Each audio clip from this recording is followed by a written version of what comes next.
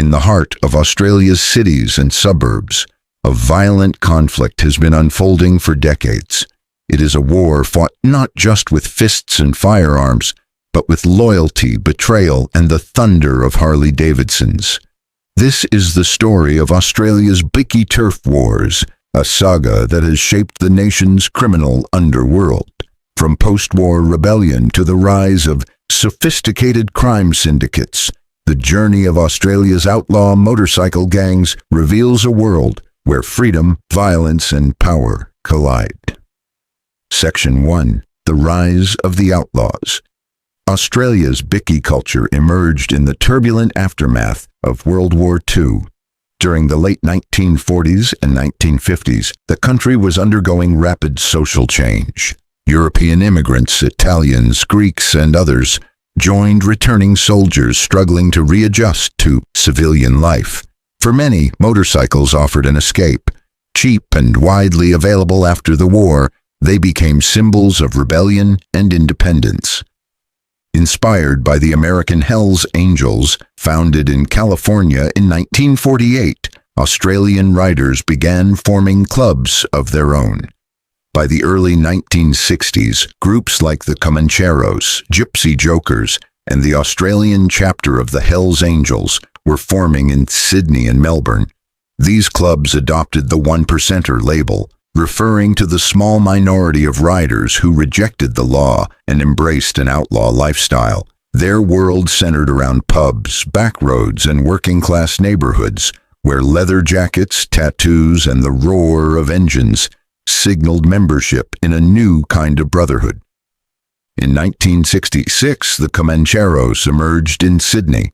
Founded by William Jock Ross, a Scottish immigrant and former soldier, the club was structured like a paramilitary group. Ross envisioned the Comancheros as a modern warrior tribe. Their black and gold patches featuring a condor became feared symbols across Sydney's western suburbs. The Comancheros established dominance through control of local bars, protection rackets, and small-scale smuggling. Key figures like Anthony Snodgrass Spencer, a charismatic and ruthless enforcer, gave the club its edge. Early rivals such as the Gypsy Jokers challenged their territory, resulting in violent brawls and street fights. By the 1970s, the Comancheros had consolidated power in areas like Parramatta and Blacktown.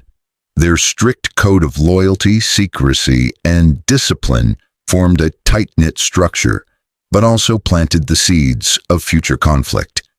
In 1983, a major challenge emerged. The Bandidos, an offshoot of the Texas-based club, established a presence in Sydney, led by Anthony "Snotty" Hines, a former Comanchero who defected after a falling out with Jock Ross. The Bandidos quickly drew in younger, more aggressive members.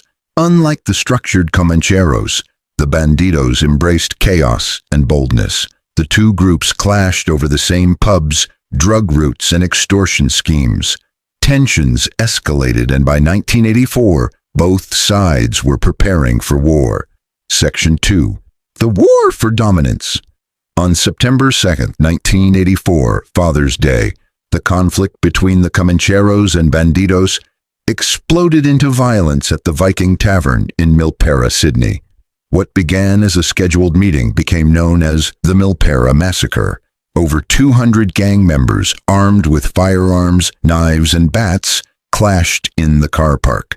The shootout lasted just minutes but left 7 people dead, including 14-year-old Leanne Walters, who was killed by a stray bullet. Another 28 were injured. It was the deadliest Bikie incident in Australian history and shocked the nation. Media coverage labeled it a turning point, where fists were replaced by guns and public fear of motorcycle gangs surged. The violence didn't end at Milperra. In 1987, a Bandidos member was shot in Glebe, reinforcing the new era of high-powered weaponry in gang conflicts. At the heart of Bikie culture is an unwavering code: loyalty to the club above everything, family, law, or even life. The code is symbolized in patches, tattoos, and rituals. Breaking it can result in punishments ranging from beatings to assassination.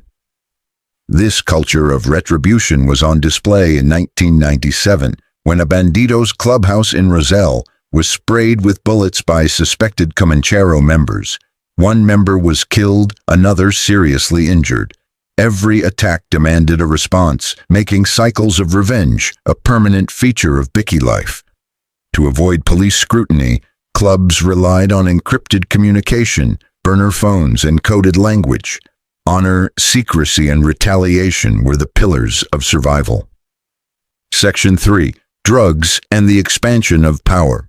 By the late 1980s, Australia's outlaw motorcycle gangs had discovered a new source of wealth and violence: the drug trade. Methamphetamine, cocaine, and ecstasy flooded the streets.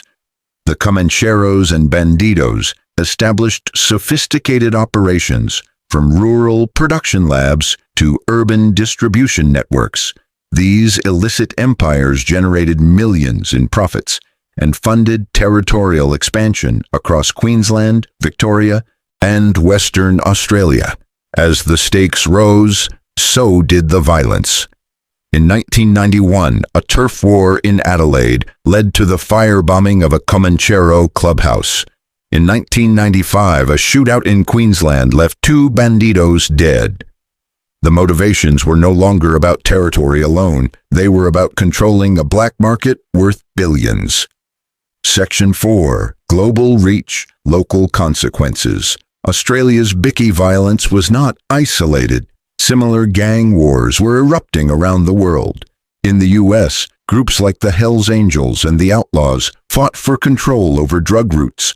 In Canada, the Quebec biker war between the Hells Angels and the Rock Machine claimed over 160 lives in the 1990s, including innocent bystanders.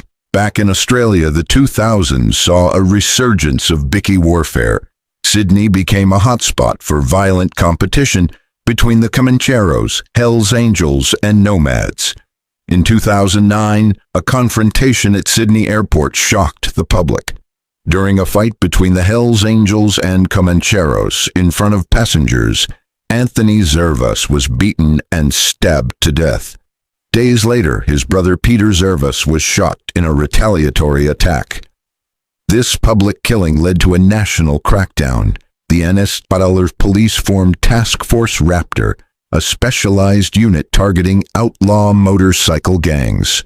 New laws allowed authorities to designate clubs as criminal organizations, making it illegal for members to associate or wear gang insignia.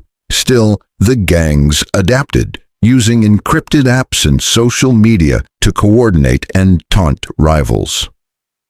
Section 5. The government crackdown. By the early 2000s, the violence had escalated to such an extent that governments were forced to act decisively. In 2009, New South Wales passed the Criminal Organisations Control Act, allowing courts to officially classify outlaw motorcycle clubs as criminal organizations.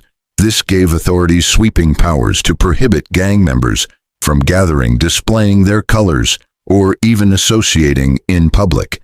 Penalties included up to 7 years in prison. Queensland went even further in 2013 with the Vicious Lawless Association Disestablishment Act, VLAD, after a public brawl on the Gold Coast involving over 50 bikies in a busy dining district. The law imposed mandatory 25-year prison terms for gang-related crimes, without the possibility of parole for designated vicious lawless associates. These legislative tools struck at the visibility and unity of motorcycle gangs, but they did not eliminate them. Instead, the gangs evolved. They went underground, built legitimate-looking business fronts, and embraced technology to stay ahead of law enforcement. The war between tradition and criminal sophistication continues. South Australia and Victoria introduced laws similar to Queensland's, targeting outlaw motorcycle gangs by seizing clubhouses, assets, motorcycles, and cash. These laws disrupted gang operations and pushed many groups underground. However, they sparked significant controversy. outlaw clubs, supported by civil liberties advocates, argued that the laws were excessive, punishing individuals based on association rather than proven criminal conduct. In 2014, the High Court of Australia struck down parts of Queensland's legislation, ruling that the laws overreached constitutional boundaries. Still, state governments responded with revised measures, including consorting laws that criminalized repeated contact between known gang members. The legal battle grew just as intense as the turf wars themselves. To enforce these laws, police launched dedicated units such as Strike Force Raptor in New South Wales, 2009, and Task Force Maxima in Queensland, 2013. These specialized task forces were aggressive and methodical, conducting early morning raids, dismantling clubhouses, and seizing weapons, drugs, and millions in illegal profits. A 2011 raid on a Comanchero stronghold in Sydney uncovered a meth lab and military-grade firearms, leading to 15 arrests. The 2012 assassination of Comanchero boss Mick Howie outside a Rockdale gym triggered further raids and investigations, revealing encrypted communications networks and high-level coordination. Authorities also targeted gang finances by freezing assets under proceeds of crime legislation. In response, Bikie clubs adapted with increased sophistication. They used encrypted messaging apps like EncroChat and Phantom Secure to organize activities securely. Some clubs hired elite legal teams to fight charges, while others relocated operations to rural areas or established ties with international cartels across Asia and Europe. The 2020 bust of a Hells Angels drug ring in Melbourne, linked to Mexican suppliers, demonstrated the global reach of Australian Bikie networks. As criminal tactics evolved, law enforcement adopted new methods, including drone surveillance and AI-driven predictive policing, to stay ahead. The rise of smaller, more dangerous gangs. The pressure on major clubs like the Comancheros and Bandidos caused fragmentation within the outlaw biker scene. New, smaller, and more volatile groups began to fill the void. Among them, the Mongols, Sphinx, and Rebels. Many were formed by defectors or younger members dissatisfied with the traditional hierarchy. The Mongols, founded in Australia in 2011, quickly gained notoriety.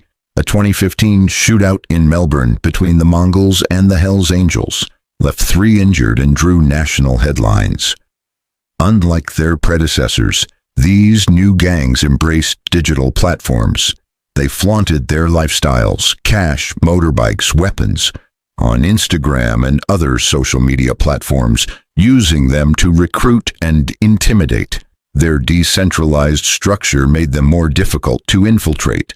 A failed 2018 sting operation in Queensland targeting a synthetic drug network exposed the limits of traditional surveillance. Many of these smaller clubs also partnered with ethnic crime syndicates, expanding into human trafficking, extortion, and weapons smuggling. This fragmentation has made the Australian underworld more chaotic, with more gangs fighting over smaller patches of territory. Turf wars have become harder to track and predict. Section 5. The human cost. The Bikie wars have left deep scars across Australia. Innocent lives have been caught in the crossfire. Victims include Leanne Walters, killed in the Milpera massacre, and a young mother who died in a 2009 Adelaide bombing. In 2012, a bystander was fatally shot in Sydney during a gang-related attack. Family members of gang members live under constant threat. Many are torn between loyalty to loved ones and the ever-present fear of retaliation. Communities suffer as well. Suburbs like Milpera and Broadbeach have become synonymous with violence. Drive-by shootings, fire bombings, and public brawls have shattered residents' sense of safety and trust. The economic toll has also been significant. Property values in gang-afflicted neighborhoods have declined, and local businesses have closed under pressure from extortion or loss of foot traffic due to ongoing violence. For many young men, particularly in disadvantaged areas, gang life holds a dangerous allure.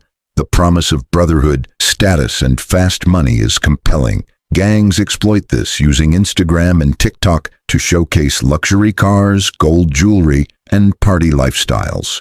Recruitment often begins early, with boys as young as 16 brought in to perform low-level tasks. But the reality is bleak: addiction, incarceration, or death. A 2018 study found that over 60% of Bikie recruits had criminal records within 2 years of joining a club.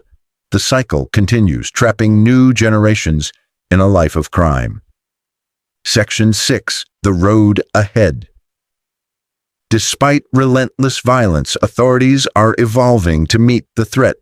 Law enforcement agencies now rely on AI-driven data analytics to monitor gang activity and anticipate violent flare-ups.